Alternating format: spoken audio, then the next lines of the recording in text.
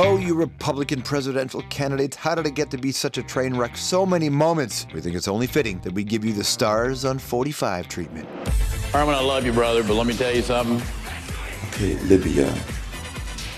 Commerce, education, and the, what's the third one there? Let's see. No, that's a different one. I'll bump plans with you, brother. Got all this stuff twirling around in my head. And let's see. I can't. The third one I can't. Sorry. Oops. Not that the commander-in-chief didn't step in it, note to Barack Obama and Nicolas Sarkozy, when you slag another head of state at the G20 conference, make sure no one's listening. They weren't caught on tape, but they were heard loud and clear by a handful of journalists. Barack, mon ami, I cannot stand him. He is a liar. You're fed up with him. I have to deal with him every day. Terrible reenactment. Now, many would agree that former Italian PM Silvio Berlusconi's entire political career has been a gaffe, and that's probably true, but it really did blow up this year. You had the bunga-bunga parties, the arrogance, the bunga-bunga parties, the debt crisis. How about the bunga-bunga parties? Or better yet, making jokes about the bunga-bunga parties while you're still up the creek over the bunga-bunga parties. Complimenti, siete così bravi che mi viene voglia di invitarvi al bunga-bunga.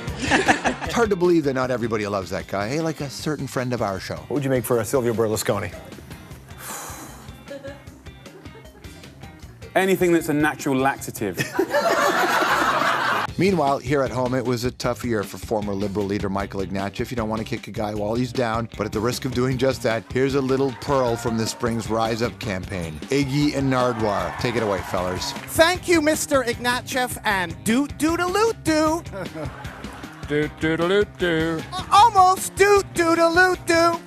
Doot-doodaloot-doo. You know, all those months later, it's like the Office Christmas special. It's still hard to watch. Doot-doot. And finally, a one-word gaffe by Bev Oda turned atomic. The Minister for International Cooperation admitted that she pulled an end run around CETA to cancel the funding to an aid organization by handwriting the word "not" in a document that actually recommended Ottawa give them funding, not in that Wayne's World kind of way. Well, that really hit the fan, and we asked her about it on the show. What have you learned from that?